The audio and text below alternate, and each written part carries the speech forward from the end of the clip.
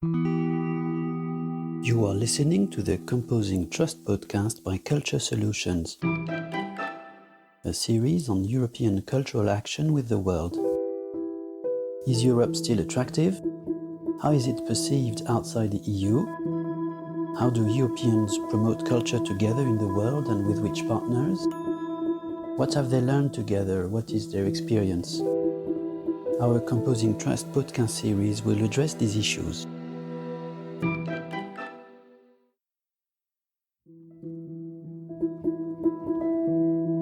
Welcome to the second part of our series focusing on international cultural relations. I'm Isabelle van de Geugte, and together with Alexandra Hill, we are delighted to host this discussion. In the previous episode, our guests shared the various understandings of the concept of international cultural relations in different geographical contexts. They've also highlighted the importance of an approach that is rooted in an open dialogue through deep listening. Today, we will be looking at the relationship between diverse world regions and the dynamics that have emerged in recent years between and within the North and the South, the East and the West. Contributors are also providing a series of recommendations based on their professional practices, linked to cherishing and preserving local cultural expressions, promoting intercultural exchanges, and mainstreaming cultural policies. It's time for our guests to introduce themselves. Hi, my name is Katarina Kravchuk. I'm a co-founder of Lanka Pro Collective from Ukraine. So my name is Plön Prim. I'm the executive director of Living Arts International, which is an organization that came out of 25 years on the ground with Cambodian living arts.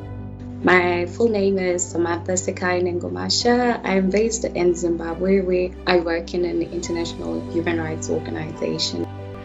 I'm Ilham Khattab. I'm based in Cairo, Egypt, and I am a curator, art manager, and researcher. I'm also the founder of Out of the Circle organization. My name is Andrea Dempster-Chung, and I'm speaking from Kingston, Jamaica today. I'm a structural engineer turned cultural activist. I run an arts nonprofit in Kingston called Kingston Creative. My name is George Abungu. I am from Kenya, and I'm an archaeologist and a heritage expert for Kenya. In addition to that, I am Emeritus Director General of the National Museums of Kenya. I'm Lindsay Amini. I'm the Director of Cultural Programs at Meridian International Center, a public diplomacy non-government organization based in Washington, D.C.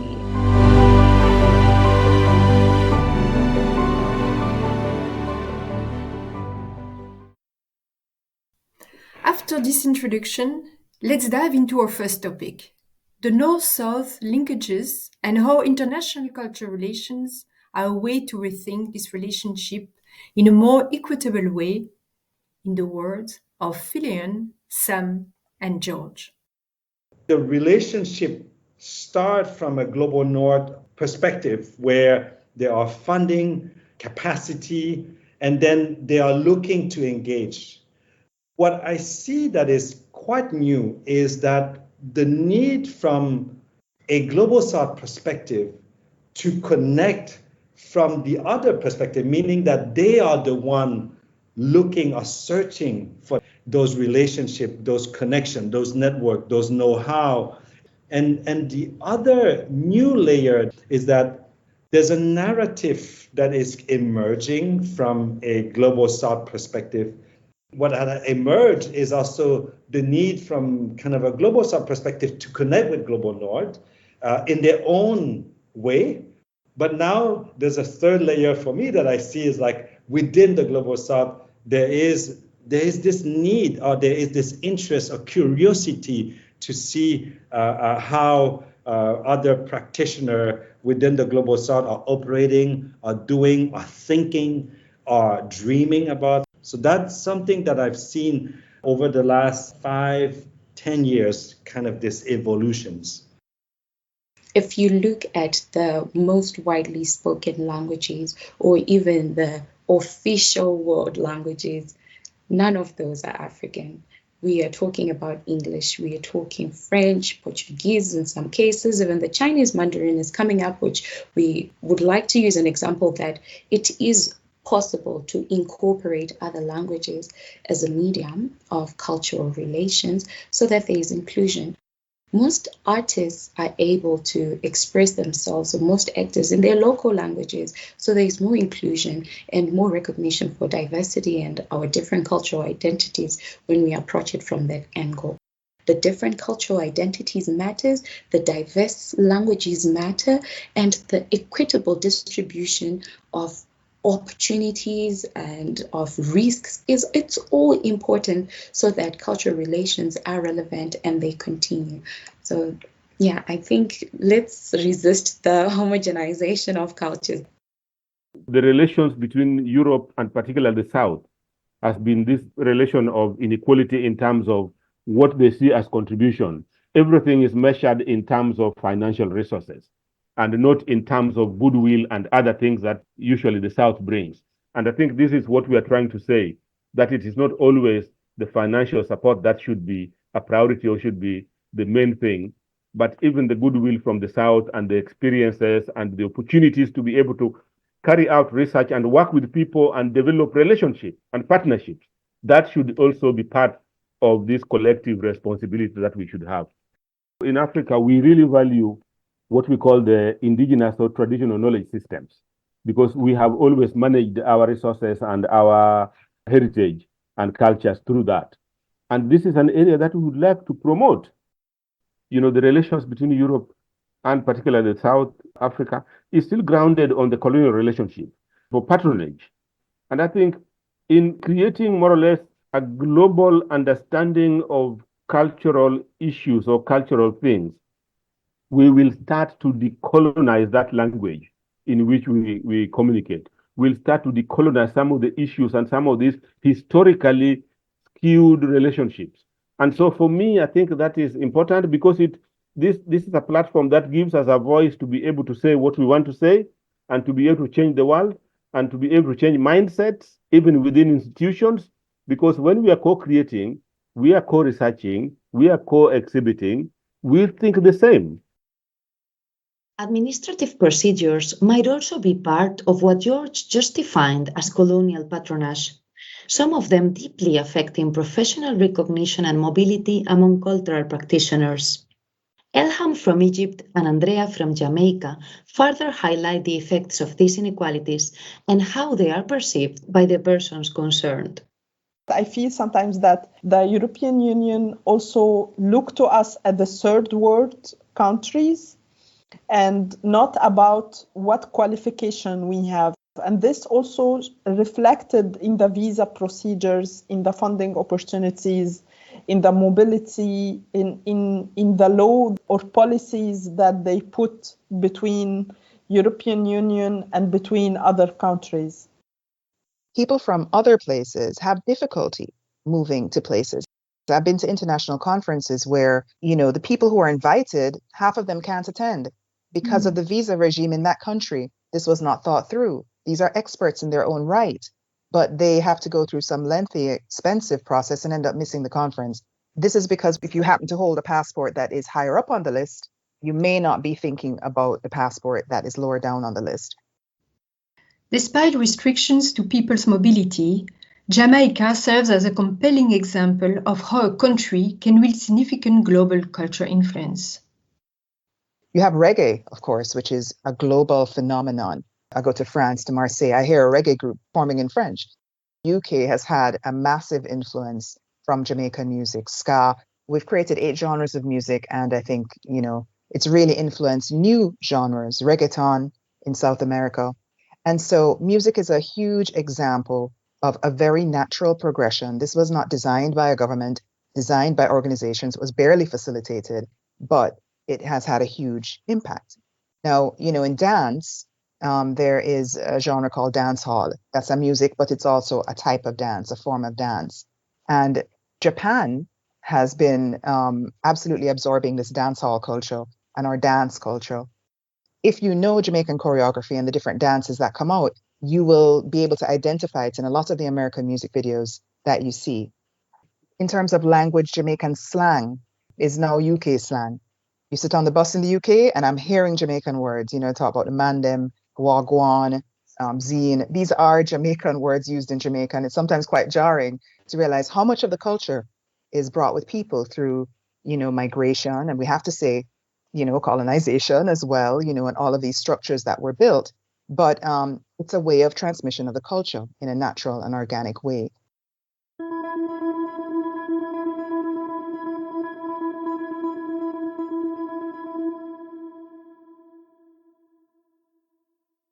Moving to the next stage of our conversation, we asked colleagues to provide recommendations on how international cultural relations can strengthen the linkages between different parts of society and play a role in the way North and Southern countries engage with each other. Talking about culture, often considered as a separate branch of the economy, Phileon and Katerina advise to take a transversal approach in order for creatives to tackle challenges along the other sectors of society. We should not think about the cultural sector in isolation because it's often seen that way. In fact, I think this is the big mistake that cultural worker, cultural practitioners do. It's they only see themselves within kind of a whole sector, and it's how we connect with global issue, either like with sustainability, environmental issue, innovation and technology, even democracy and human rights things, I also seen from our own cultural perspective is that the cultural worker or artists are often seen as on the sideline and not part of the civil society in the same way that we can see other actors being seen. As long as we only see the cultural worker, the artists being kind of on the sideline, we never engage them properly in the right way. But if we see, in fact, culture as kind of cross-cutting through all the different thematic sector that we are engaging, I think we will find and identify better way to engage in that end. It is important to realize that culture is any more separated from other domains of human development, like economics, like climate change, like social cohesion. So we cannot speak about international cultural relations as something separate. It's always in the context of the development. And it is very important for cultural operators from all countries to speak one voice about the role of culture in the development in general. So when you design the economic policy, you have to consider the culture. When you design regional development, whatever policy, you have to consider the culture. And we all of us working in international cultural relations have to support each other in this. And we have to create the case for this to the policymakers all over the world. Supporting local initiatives has also been mentioned on several occasions during our discussion. Floyon is particularly vocal on this, so we asked him what has he learned through the years from grassroots organizations in Cambodia. A lot of these local initiatives doesn't necessarily need the millions euro, and they need more micro, medium-sized funding and engagement. And I know it's harder from an EU perspective, but I think there are probably intermediary that you can engage to work with local grassroots initiative. Because something also that we have seen recently is, in fact, in Asia and in Southeast Asia, we don't have that many big cultural institutions, but a lot of grassroots. What's interesting that we have observed through the pandemic is the resilience of the grassroots organization have been much stronger than the bigger, larger institutions. And they are the ones that are continuing to do the work that is happening now. But somehow their schematic of funding is very different. Often they cannot rely on state funding, so they have to be creative in their own mind. And so I think these grassroots are more the connector for you than necessarily all these kind of big institutions. Now, what I'm suggesting to these donors is to say, well, maybe we should work with intermediary like us that can can help transition those funding, but also make sure that we follow all your procedure and your guidelines. So we ourselves build our own capacity to match the need of these funders, but also at the same time understanding the reality of our grassroots. Conversations with all our speakers highlighted another key point, the request for a change in policies. Elham, Lindsay, Andrea and George offer diverse reasons and suggestions for potential shifts. I think the most important is as human, we should be learning and sharing experience from each other and not take it in superior level, as I mentioned before. This is the most important, and this should be in the policies between European Union and in other countries. And it also should be more about looking to the professional background and how qualified this person is. And this also should be reflected in all the policies. I believe in international culture recommendation, for example, is the mobility. Artists and culture manager should have visa for artists for more physical exchange and promoting for peace. It should be easy procedures for the exchange between the two continents. I think for the EU and also for the US, it's very crucial to encourage kind of deep listening from the local community. And I know I keep harping on this, but I think it is crucial to encourage deep listening on the needs and understanding that there is a potential for an inherent power imbalance, whether that's politically or it's because the EU or the US controls the funding for the program. For the EU approach, it really needs to be deep listening, even if those conversations might be uncomfortable and potentially don't align with the EU strategy in that given country. My first and foremost recommendation for the EU is to keep investing in ICR, both with adequate funding as well as human resources. Because really, in order for this to be successful, there must not only be the financial resources, which is often a constant challenge in this field, but there also needs to be the staff on the ground that can effectively implement them. The ICR initiatives that incorporate a diverse group of stakeholders, I think that can also really help ensure that there is a bottom-up approach to ICR. And when these programs are stepping outside the usual partners to help reach communities on the margins, that's when you can really foster a space for trust and shared responsibility. And so this would include having artists or smaller cultural organizations that have those deep ties with their community members to, again, just establish those community-driven initiatives. And I really think that this method helps move the conversation beyond academics and policies and gives the arts and culture community the opportunities to address those power imbalances both at home and abroad. EU to EU must be a different approach from EU to the world.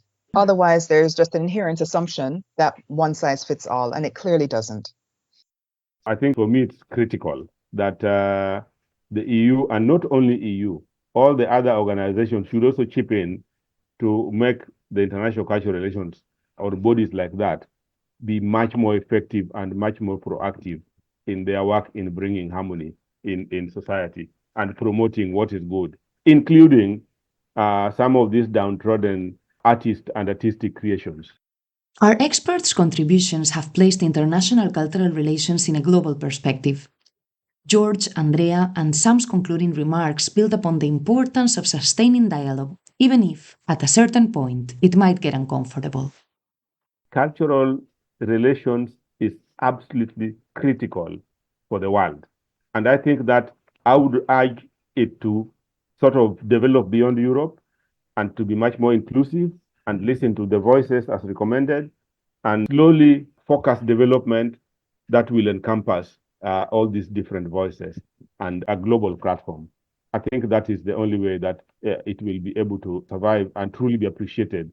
Definitely, I would say, and the engagement in cultural relations is really valuable, should be invested in, but in a way that takes into account the various biases the different locations and the dynamics that exist in these locations. I think that's very important. If there's a recognition of the systems that already exist and a willingness to be uncomfortable, because it will require some discomfort to talk about some of these things. But if there's a willingness to and an openness to that, then I think we'll absolutely get there. So both you, Isabel and Alexandra, I really love that you're taking this initiative and the lead. More discussions like this should be had.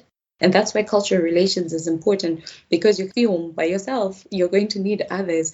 You can perform your poetry, but you're going to need audiences. So that's why this is important, because it brings people together and there's that sharing. So my recommendation is continue to do the work that you're doing. Let this conversation be heard as many times, in as many languages, in as many platforms, and let they also be discussed outside of your presence, because once I have this discussion with you, I'm having it with the community I represent, they're also going to speak about it and they're going to act on it.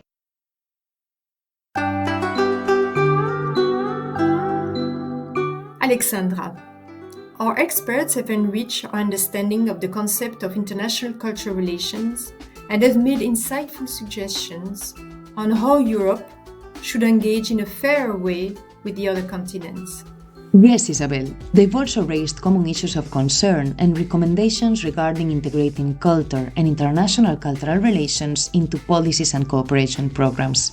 Exploring a global structure and funding mechanism for international cultural relations in times of turbulence could help broaden perspectives, foster trust and understanding. Thank you for listening to the podcast. We hope you have enjoyed the conversation. Please share your thoughts and suggestions with us in order to keep the discussion going.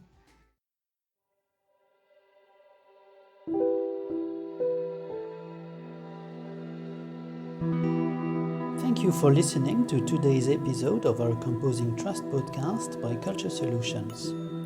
If you liked it, you can subscribe and follow us on your favorite podcast platforms and contact us at culturesolutions.eu.